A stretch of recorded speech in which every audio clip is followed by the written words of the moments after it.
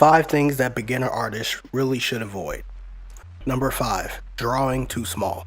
Now I know it's really hard to try to get every single detail in it, but you're actually limiting yourself from drawing really small, especially when you don't really know this perspective or the dynamic or whatever you're drawing. So it's easier to draw bigger where you can learn from actually seeing the full picture of what you're drawing.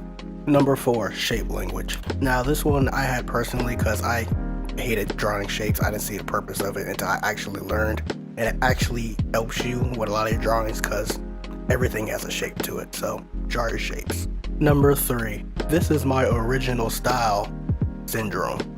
Now everything is subjective when it comes to movies, anime, drawing, art is all subjective. There's nothing really original to begin with because everything comes from something. In order for you to draw a certain way or a style, you have to be inspired by something. So all it is just putting things together and making it your own eventually. Like, it's okay for something to look like something, but don't make it stay that way. Number 2, people's opinion. Fuck their opinion. And the final one is taking advice from other people. Like everything I just said right now, you can just throw it out the way because honestly, if it's good and people like it, who cares?